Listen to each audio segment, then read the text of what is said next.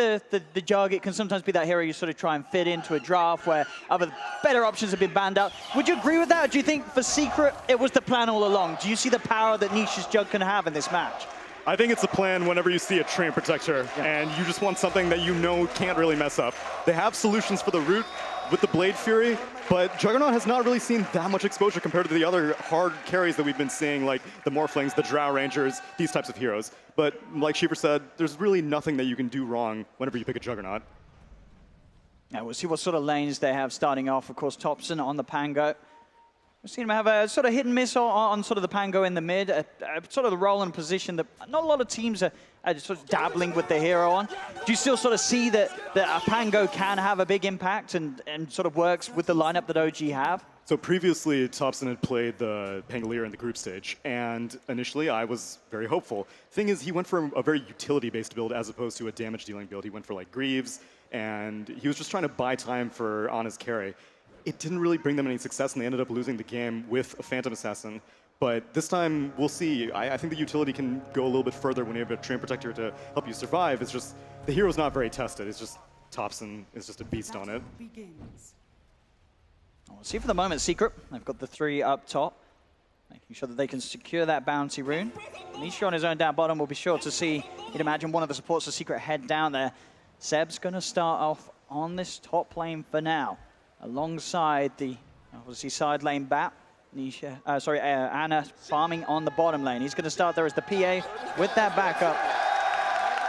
And of course, as we can expect, the chat wheel gameplay is going to be incredible this game between both teams. But Secret, they do have an answer. They have got that silencer and could be a bit of a meta pick to deal with the shenanigans of OG in their chat wheel. We'll see if it works out for them. But getting into lanes, any sort of lane that you can see that someone's going to have a lot of trouble in? Is there anywhere on the map that looks very difficult for one of the sides? Well, one thing that is slightly concerning is that Puppey is the hero with the Sentry Ward, and he did not know where the Train Protector was going to show up, so he ended up going bot before placing a Sentry up top. Unsurprisingly, the Train Protector takes Nature's Guides at level 1, and now Zai has to deal with this Train Protector just punching him silly. Yeah, it looks like a bit of a risky lane, especially on the sort of the early levels. Obviously, down the line, Zai is going to have a lot of elusivity with the phase shift and the orb. But for now, if No-Tail ever gets those stacks up and him and Seb are able to chase him and punch him, he's going to be constantly forced away from the creep wave. And they just want nothing to do with the lane. Yapster already stole the previous creep wave, and now Zai's stealing the next one.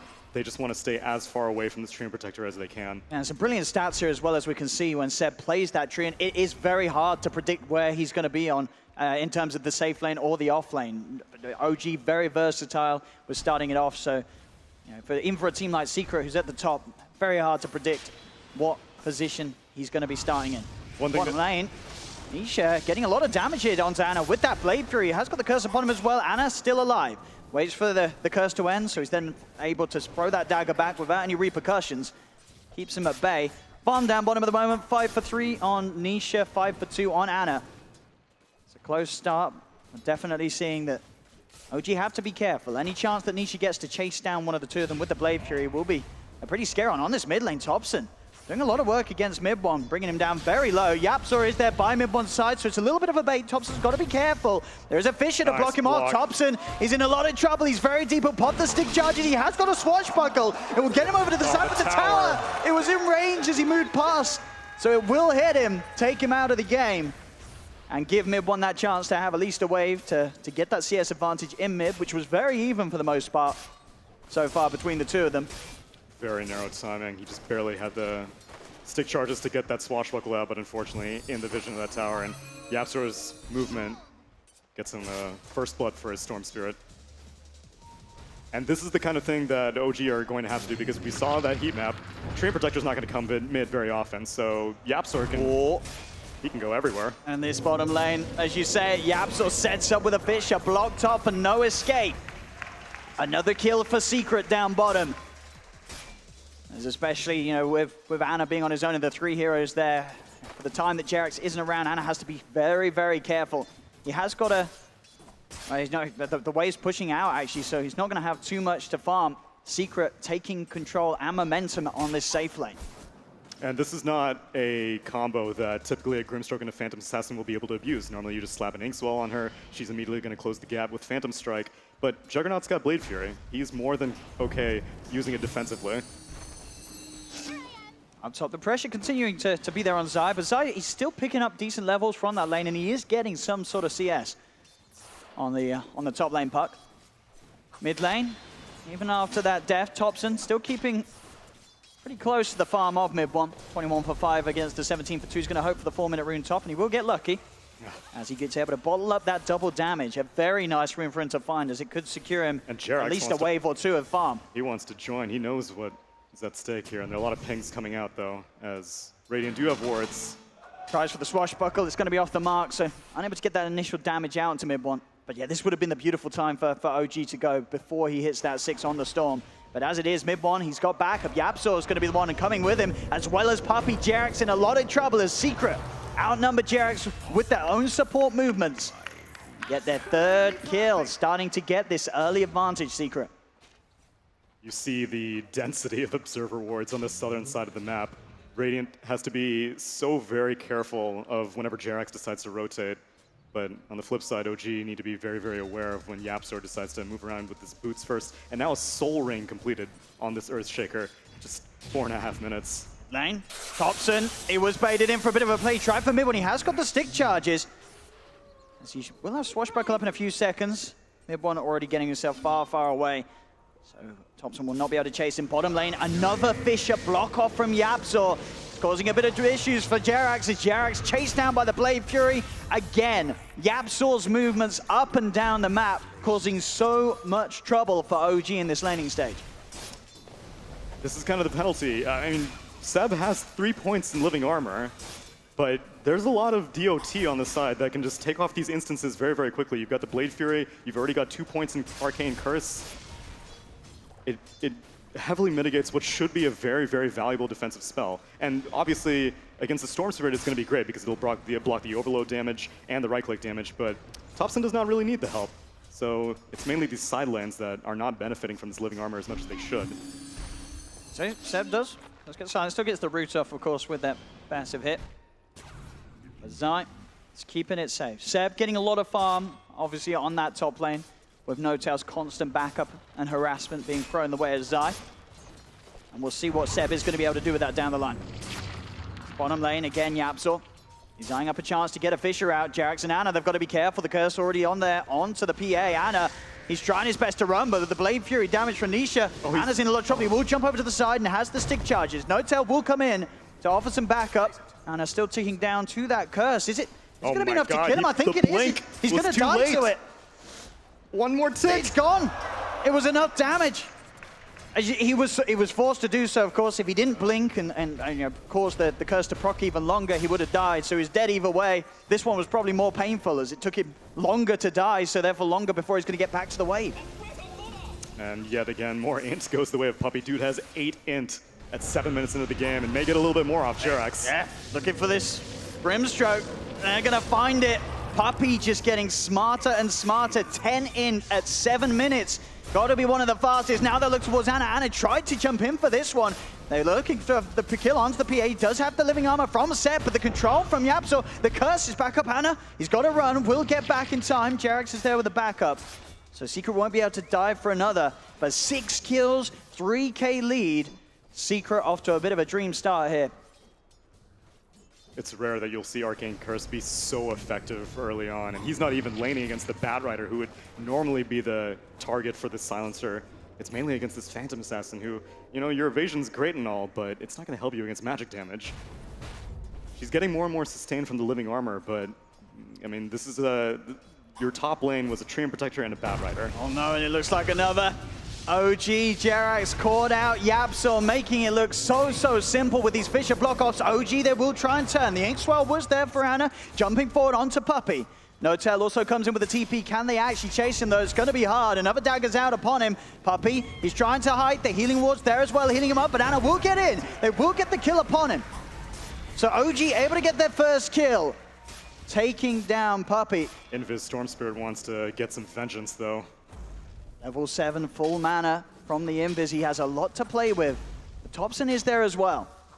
So can react with a quick Rolling Thunder. Nisha's going to start having a bit of a poke at Thompson. Swashbuckle used into the Rolling Thunder. It's going to get cancelled by the Fisher. Then the Vortex. They're controlling him. Can they burst it before he gets the on-off? They can. They burst down Thompson. They'll turn towards Anna. They're going to get both cores out of this. More and more in for Puppey. 16 in at 8 minutes.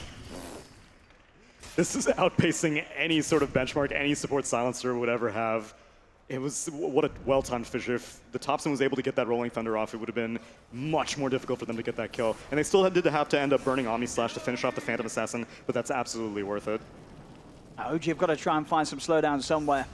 As all this chaos has been going on, it has been that top lane where Seb, the magical man, has been left to himself. He's going for the phase, into that Yules, for that control, that setup. He's going to need to make a lot of moves happen, though, when he has that done. Bottom lane, Thompson. He jumped in with the Swashbuckle, the Blade Fury, the Fisher. Thompson, he's got the living armor, so he will be safe. But playing on the very edge of his seat there, Thompson has to be careful, especially with Puppey around. If he gets a curse off, OG will be in trouble. Now we'll see the movement. Seb coming down to this bottom lane. They've got the 4 of them here, OG. They need to find something big. And Nisha, he's a tough target. We'll see if they can get any sort of setup. They'll move on to Puppey first. Jump forward, Thompson, Swashbuckle into the Rolling Thunder. They should be able to punch down Puppey. Can they get more? Jerax will fall in return. Nisha with the Blade Fury. Oh, the living armor actually in the Ink Squad. Jerax, he's fine. They'll turn towards Yapzor. The Shaker's in trouble as well as Thompson. He'll get Yapzor. OG able to react. Seb joins the fight. And for the first time, OG will get the better trade. Extremely well played by Seb. You can tell that this dude is a Treant player. Radiant had placed a Sentry Ward on the side lane because they knew that eventually a Treant Protector was going to come by, but Seb took the long way around on the east side, skirted around the radius, and was able to just surprise Secret. Seb just keeping the game in check for his team, making sure that there's a game for Anna and Thompson to keep up in farm. A couple more fights like that, and OG can close the gap. A lead that Secret have created off their strong lanes, off those strong early movements from Yapzor bottom. Seb starting to poke a Puppey. Jerax and Thompson are here. A Puppey just a little too far away. I'm going to say that Seb, he is using the ult, seeing if he can continue to go for this. Really wants to take down this silencer, and those punches, they sure are hurting. Jerax is here as well. Inkswell to allow Seb to continue to close the gap, and Puppey's gone. Nisha, once again, he's got Jerax's number. He's going for it with the Blade Fury. He will find it, but Thompson, Rolling Thunder, does he have enough control? Nothing to bounce off immediately. So Nisha will be able to back away. 1-for-1 there between the supports. And Seb was able to get out, just started teleporting as soon as the Vortex was used from the Storm Spirit. I mean, it's a surprisingly quiet game from MidOne. Instant moves as well from Secret, looking to take down Anna. Anna's got backup though. Jerax in with the TP, No-Tail's on his way over as well. Anna waiting for the curse to end before he jumps. No, he's got to make a jump now. Wants to make the use of the Inkswell. Looking for Puppey, the squisher of the heroes. The slow's there, but it's not enough. Anna's got to be careful now. The silence kicks in. No-Tail and Jerax will look towards Zai. They've got the lasso. They drag Zai back. Can they kill him off before he's out? He's got the stick charges. The Echo Yapzor baits Anna in. The control and the damage is there to kill off the PA. Fisher onto Jerax, another living armor from Seb, keeps Jerax fine. Inkswell, the chase down, here comes the tree. Roots down to Zai, they'll get the puck. They may lose Anna, but they do get Zai. Zai off the map for 20 seconds. A lot of space in that mid lane, as you say. MidOne taking this portion of the game to chill out, get these first items, get his Kaya before he starts getting super mobile around the map. And he's getting a lot of farm, second highest on the net worth, only behind his Jug. Nisha still leading the charge this game with the phase drums, and now into the Asher. Yeah, he realizes it's not necessary as a Storm Spirit to get active this early on. He would probably just be wasting his time having to deal with that Treant Protector living armor. So gonna sit back, wait for the Kai to come out. I mean, Zai and Puppey are doing a great job in making sure this Phantom Assassin is having a miserable time. This Arcane Curse is so difficult for her to deal with. It's 6 seconds that she can't do anything. And if she does anything, it's another 5 seconds added onto it. And by that time, the cooldown would come back. Ana is going to take so much damage from the silencer. And even once she gets like a BKB or something like that, it's still so much sustained damage that will come after a team fight. Top lane pings are made, has No-Tail. He's going to go for the solo smoke to head up here and try and help Seb get the pick off onto Yapzor. Yapzor, of course, been having a very good game so far with the Fishers. The smoke will be dispelled. No-Tail does end up walking into Puppey. Puppey's got his eyes on him. As No-Tail will be unable to make that rotation and gank potentially onto Yapzor. The information's there for Secret. They'll play it safe and get back. And they get the ward that Notail was placing in that adventurous mission. And even though level 6 is available for Secret's Silencer with this global silence, they don't feel any need to use it. It's pretty much once MidOne decides to start moving around the map and taking advantage of, being a Storm Spirit, will Puppey start using that global silence to help him defensively. It's going to be so hard for Topson in the midst of the fights to do a whole lot. Anytime you hear or see that Rolling Thunder coming, you know that Puppey's going to be hitting the global. Yeah, which is why Seb is rushing this Yule Scepter. He knows that he is the quickest solution to take care of the Storm Spirit. If this global comes out, he'll just purge himself, get down, and then root the Storm Spirit. See, they're on the hunt here up top. MidOne, he has got Dust prepared. Sentry's going to be down. It gets Vision. They're actually a little scared because Topson's coming in with a Haste Rune. Gets the Silence proc. The Overgrowth set up with a Fissure, blocking off Topson into the global. He cannot get the Rolling Thunder off in time. Now he's the one in trouble. Zip 4, Dream Coil, Vortex. They drag him in. Topson's dead.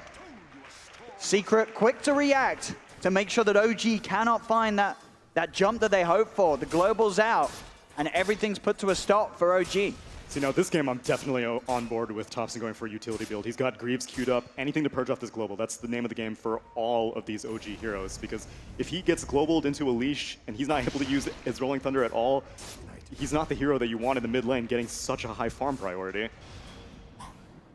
Looking towards Nisha, and instantly taking the root off with that Blade Fury on the side. Notail, he's trying to go in on top of Puppey, and with the Firefly, he will find it. They'll lose Jerax surely, as MidOne's still got enough mana to play with. He may even get a couple of these kills. The living armor! The turnaround, the soul by Jerax, he's still alive. They have the control to hold back MidOne and Zai. Anna pops the stick charges, Notail shrining up. Nisha will find the kill eventually onto Jerax. He's going to try for more with the Blade Fury. Topson, he's up to the side, Fisher's over the two, but Anna's in! He kills off MidOne. They've got the control for more. They'll look towards Zai. Zai being chased down by Anna. See if they can finish this puck off. In with the Phantom Strike. He's got another jump out to the side with the orb. Turns with the Dream Coil to hold back Anna. Anna ticking to the sides as Topson and Seb. Can they help him out? No, Echo's there. Slam down from Yapzor. A triple kill setup. Topson still trying to find Zai. Phase shifts back up. Zai still on the retreat. Can Topson get him? He can. Swashbuckle's there. He will find Zai. The question if he can get out, he'll have the Swashbuckle back up in a couple of seconds. Blade Fury's there. Swashbuckle's available down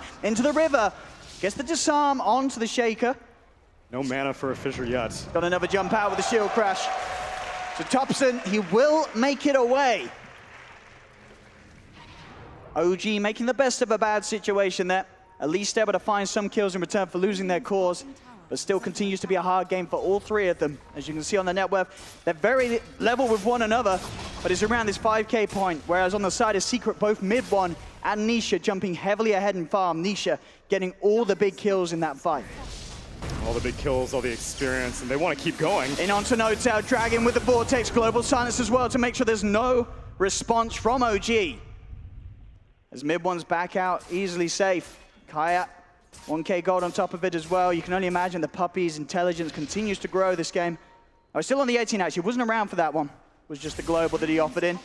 Maybe though if they find Anna, MidOne unable to get the control before Anna's quick with the jump away. And Anna, he's come across that first hurdle, the 2k gold, pretty much has the demon edge, as he is going for the Battle Fury build this game. Feels that they don't have sort of the momentum to go straight for that Deso build. Knows that he's got to play the farm game. Definitely not, and especially against a Silencer, going for anything ultra aggressive is just going to come back and bite you. Although Global is down now for a pretty substantial amount of time, so another minute and a half. So ideally OG can start to look for something, and for the heroes are grouping up bot, they can start to try to take these towers. But despite being such an active game, every single tier 1 tower remains. And that's not too surprising on the side of OG, because they've got a Treant Protector. Then MidOne tries for the zip. Fisher won't connect from Yapzor. So Notail's fine. He's actually going to look for the lasso. TP's in. Do they have the chain locked down? They don't. Not quick enough. MidOne's able to get away. No follow-up in time to allow them to do anything with the lasso. Seb's still down bottom. Yule Scepter pretty much done on this Treant. We can definitely expect to see Seb get a little more involved. Taking this tier 1 tower bottom as well, as you say. It's been a game where none of the towers have pulled as of yet. We could definitely see that being the case for a long time with OG having this living armor on their side.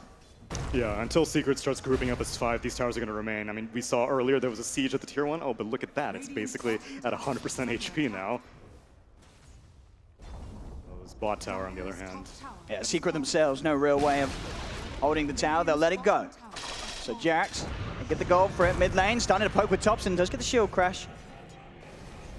And the living armor is starting to now make these sort of pick-offs that Secret were finding successful earlier a little harder to make. They've got to commit a little more to get the kills as quickly as they were in the early game.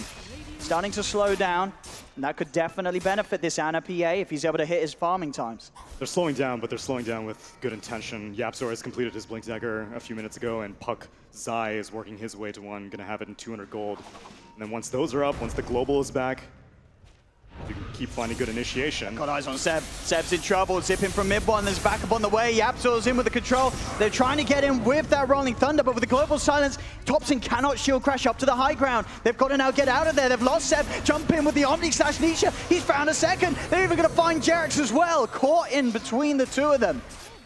A Secret find 3. These global silences making it impossible for OG to play their lineup in these team fights. Yeah, none of the purges are online yet. Still, Greaves still quite a ways away for Thompson. Yule's still not online yet for that Treant Protector. Taking these fights is so very dangerous because they don't even have the Blink Daggers. It's not like they can initiate and then be like, okay, we can back off now. We can bait out the global silence. Once the global comes out, how are you going to get away from a Dream Coil? How are you going to get away from a Storm Spirit with Ball Lightning and Kaya? It's just so hard for OG to fight anytime it's there. They've got to try and make something happen within that pretty long window when the global silence is unavailable for Puppey. Yeah. So far with the pace the Secret's been playing, it's proved to be very hard for OG to punish that opening. And this is something that OG are kind of used to at this point. I mean, they've run no-tail Bat Rider so many times, and other teams would never dream of it. They're like, if my Bat Rider doesn't get BOTs in the first, like, 15 minutes, then why am I playing this hero?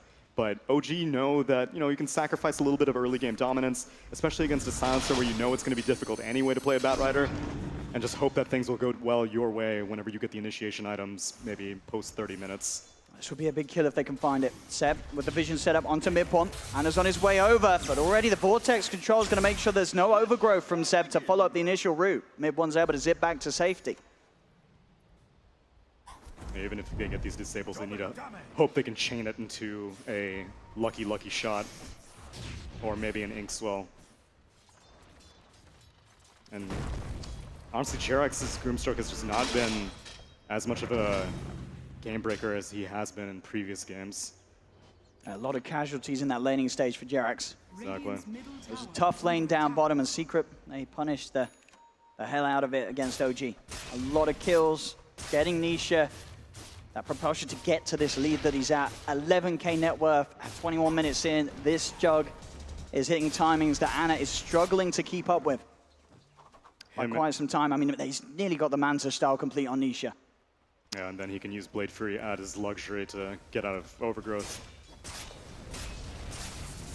8-0-8. They just haven't been able to kill him.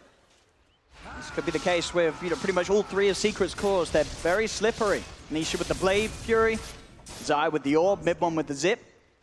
These are not easy targets to kill.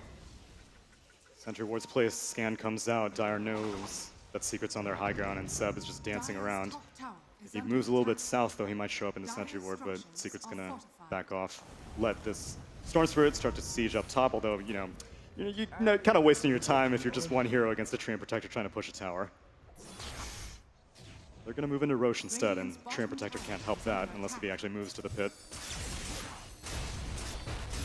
There's no way that OG can contest this Roche. I mean, with the Thompson Rolling Thunder, it has potential, but they already blew their scan on the high ground. And Global's back up for Puppey. Exactly.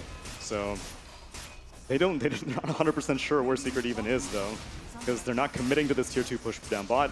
They're just kind of gathering up mid, and now it seems like a handful of heroes are converging, but this Roche is already too far gone at this point, and looks like the Storm Spirit's going to be a very, very happy. Thompson has got the Greaves out, so has got a way to remove those globals. There's the silence coming in. In fact, he's stunned up as well. He's not even going to get a chance to use the Greaves. It looks like he did, but it didn't matter. The stun control just means that he's wiped out of the game immediately. No tail as well, should tick down to the curse. Dream Coil being used as well. Living Armor is keeping him alive a little bit. In fact, up on the cliff as well. They can't quite see him. Now they can, though. He shows himself. The Bat dead as well. Oh god, this fire.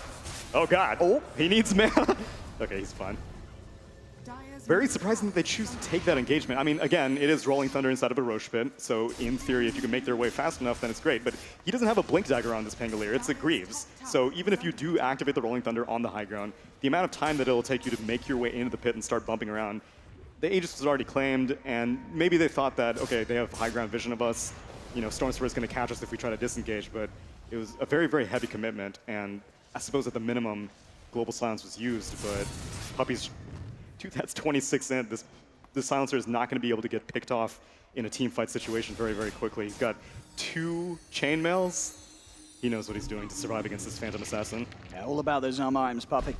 His bucklers, and as you say, the chainmails, that's the kind of stuff that he likes to rock. He knows the power of having that physical damage reduction at this point, especially against heroes like the PA. Ana, Battle Fury, 1,600 gold in towards the BKB. This game very much for OG about keeping this game going to allow him to get the farm set, but he's just going to walk straight up into the mid lane. We'll go for the self-fuels. Has the living armor, still has the overgrowth if he feels the need to pop it. Thompson jumps in with a swashbuckle. No-Tail in the fight as well. Ana going in, looking for those crits. Can he find it? The lasso control is there. Can they actually kill Nisha off? The bounces are true, but Ana, he's losing a lot of health for this. Overgrowth's going to be used, holding the 3 of them down, but MidOne still freezes out towards Jerax. Jerax getting nuked down low by these overloads. As Nisha gets the kill, Jerax is gone. OG, they have to be careful. They have to back up. They cannot afford to lose anyone else here. The jump forward. Yapso finds the Fisher. Blink over from Zai. They've closed the gap. This PA in trouble. Can Ana jump away once more towards No-Tail? The curse still going. He'll go immediately for the TP out. There's nothing to cancel it. He will escape, but Seb won't be quite as fortunate. And maybe No-Tail too, as he's trying to firefly away, but Yapso jumps in. Control once again from Yapso's Shaker. Absolutely unbelievable. As 3 die on OG, 25-9 at 25 minutes in. Secret with a 12K gold lead. This is the worst feeling as a Phantom Assassin, is when you can't even insta-gib a support. Puppey Silencer had 25 armor when he was sitting underneath his tier 1 tower, so he went for a couple of Phantom Strikes, he went for the dagger, he couldn't finish him off, and he was like, all right, whatever. At this point, I'm not going to waste any more time with it. Tried to move on to the Storm Spirit. And Thompson is going to be found down bottom. Zai spots him out with the Orb, the Dream Code counts the TP. Yapso and MidOne will finish him off. Surely he's got a swashbuckle, but it doesn't matter. The burst damage is there. The kill's being picked up for MidOne after that freshly found Bloodstone. As they're just racking up, so this infinite scaling. Puppey 32 stolen in. It's getting very close to the point of no return right now for OG. I mean, just looking at Nisha's items, he's just had the freest game ever on this jug. It really has worked out to be the perfect final pick for Secret, and Nisha's played it as such. 11-0-9, 4 minutes faster than the average. This Mjolnir timing, I mean, all of his item timings. This jug is just almost impossible for OG to deal with at this point. Jug and the Storm Spirit as well, 15 Bloodstone charges. With an Arcane Rune, let's go. Yeah, MidOne, he's just going in. He's looking for the squishies, looking for those easy picks, looking for those easy Bloodstone charges. As Jerax found alone. And even if he wasn't, it feels at this stage, MidOne's pretty free to zip in as he wishes. Especially with a minute left on that Aegis. Not really too much at all that he has to be scared of, especially when Puppey as well has Global Silence ready to utilize. He can just ball in and know he's going to have that global backup that makes it so hard for OG to do anything. As No-Tail, he'll come out of the base, but MidOne's already hunting him down. A Fisher from Yapso jump in as well. No-Tail's gone. More Bloodstone charges for the Storm.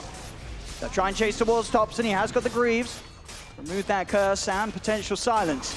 The lack of initiation is just killing OG right now, because Puppey has all the luxury of using global whenever he wants. The way to play against the Silencer is to force out useless globals. We're seeing a heavy amount of TPing back here. They really want to find Ana. I think the full 5-man TP coming into play. It looks like MidOne did not get out. They'll kill Ana.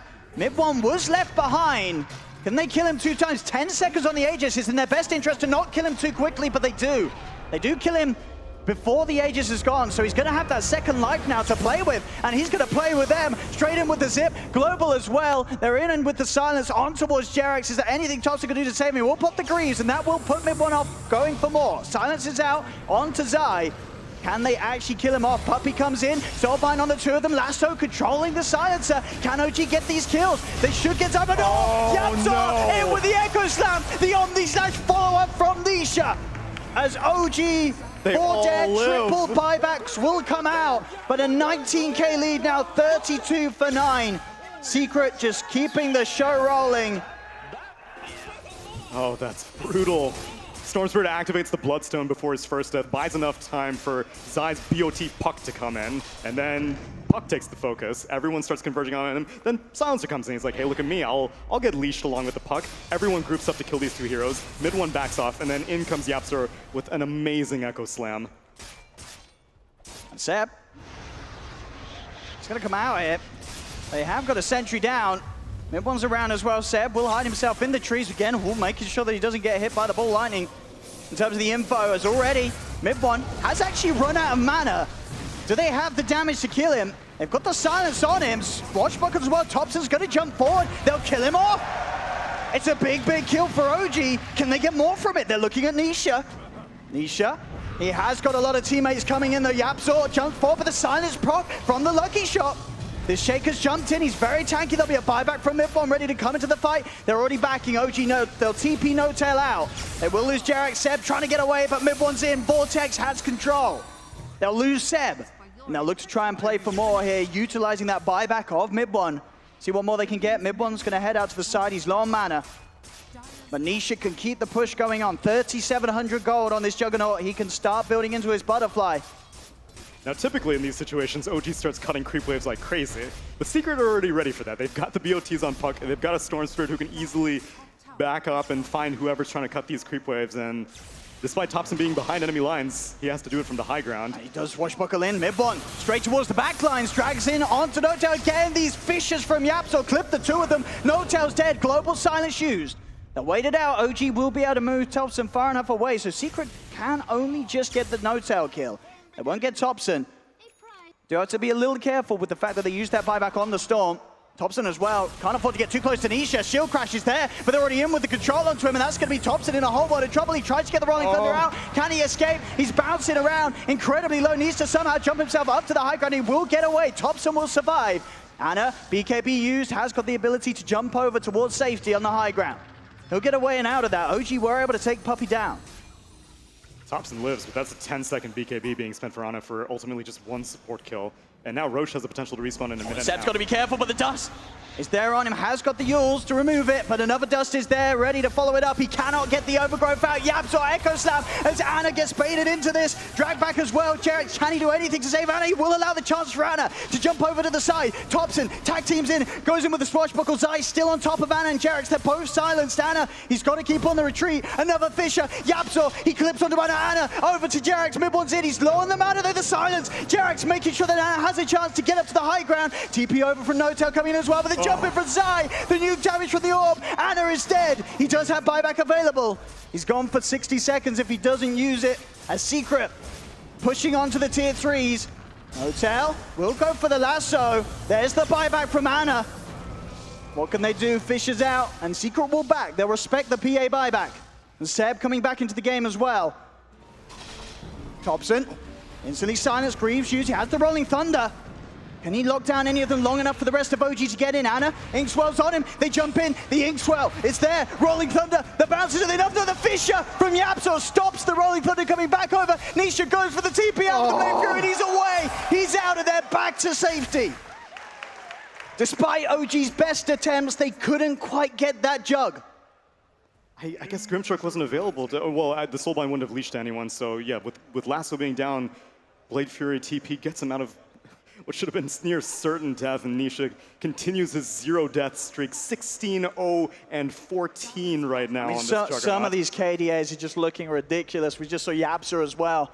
With the amount of involvement that he's had, these assists going off the charts, 27 assists on his Shaker. And it's such a great game for him because he doesn't have to be the first one to initiate. He's letting MidOne take care of it.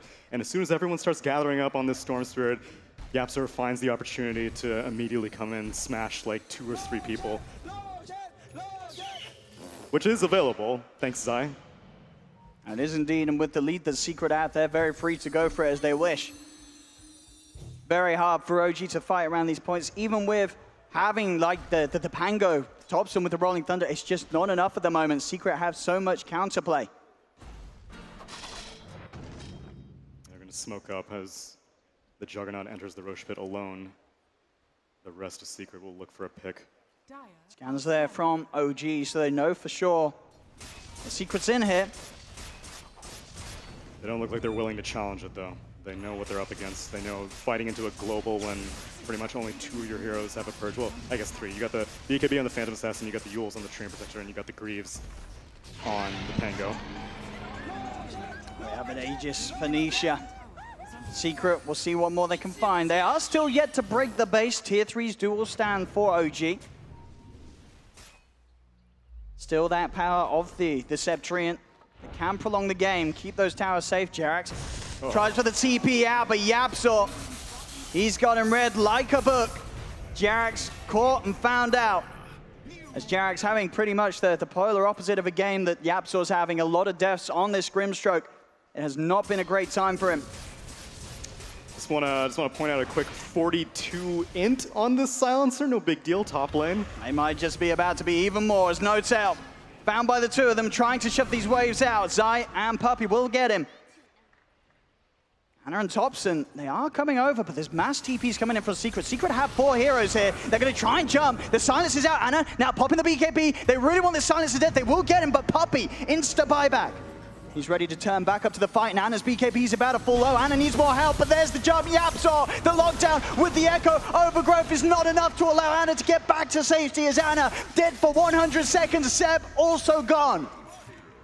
OG tried to force something, but Secret with the lead that they have just make it impossible for OG to get those quick kills. Sure, they get in onto the silencer, but it just takes too long at this stage of the game to kill him. I mean, even if they were able to get it, that just seemed like a frustration maneuver. They didn't have the Grimstroke around. Like, maybe if you get a Phantom Assassin who can jump in with an Inkswell, quickly be able to eliminate the silencer, it would be fine.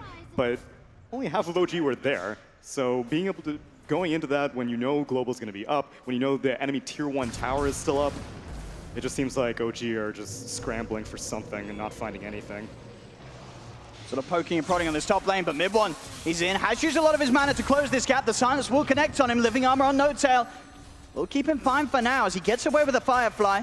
MidOne not with the mana to continue to chase. Will mean the Notel can TP back to the fountain. But the base in potential trouble. Living armor, will it be enough to slow down Secret? Stop them from getting this tier 3? I don't think so. With the damage that Nisha's sporting at the moment. Another living armor only slows down the inevitable. The tower's gone. Secret onto the racks. 30 seconds still without Ana, without that big hard-hitting PA that they need. Means that Secret will walk up, claim the melee racks for free. They'll take the ranged racks as well. 24 seconds still to play with. Nisha wants to keep the tempo up, keep the pressure on. Mid lane tower being pressured as well.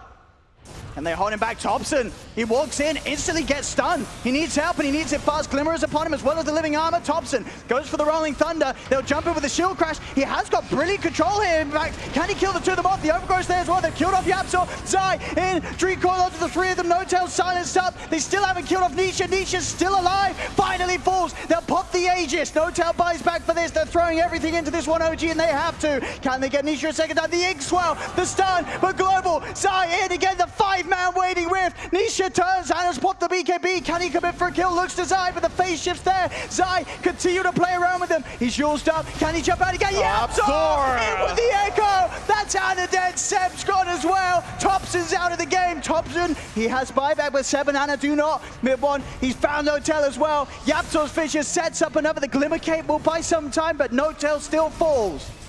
As Topson, he fought back for this. Omni slash for Nisha, finishes off the job. GG is called. And Secret will take game 1 of this best of 3. And Secret, they look to be on top form. That was a very, very scary performance from them.